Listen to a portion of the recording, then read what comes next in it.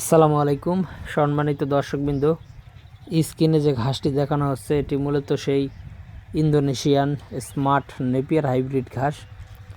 দর্শক শ্রোতা, এটি মূলত শীত, বর্ষা, গ্রীষ্ম সব সময়ই চাষ করা যায়। তবে শীতের সময়ে এই ঘাসটি চাষ করলে বাংলাদেশে যেমন শীতকালে বৃষ্টি কম হয় এবং রোদও কম হয়, যার কারণে কিন্তু বাংলাদেশে শীতের সময় এই ঘাসটা বেশি লাগানো হয়। শুধু স্মার্ট নেপিয়ারের ঘাসই না, যে কোনো ঘাসেই কিন্তু শীতের সময় বেশি লাগানো হয়।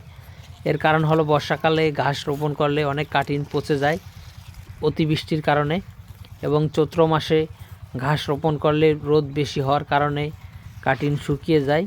সেক্ষেত্রে বর্ষার কিংবা চৈত্র মাসের থেকে কিন্তু এই শীতের সময়ই বাংলাদেশের খামারিরা বেশি ঘাস চাষ করে থাকেন এবং এই সময়ই ঘাসের কাটিং বেশি জার্মিনেশন হয়ে থাকে।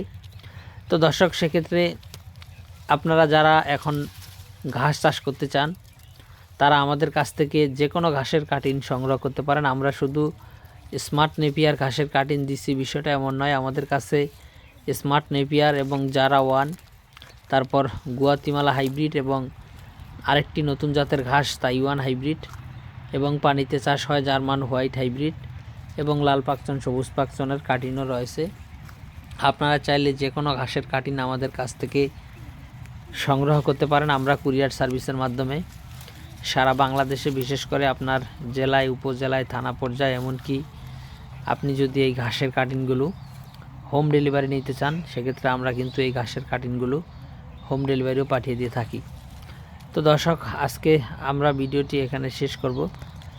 যারা এই ঘাসের কাটিং সংগ্রহ করবেন তারা অবশ্যই আমাদের স্ক্রিনে দেওয়া নম্বরে আমাদের সাথে যোগাযোগ করবেন, এবং আমাদের এই নম্বরে ইমো এবং হোয়াটসঅ্যাপ রয়েছে, চাইলে অ্যাড করেও যোগাযোগ করতে পারেন।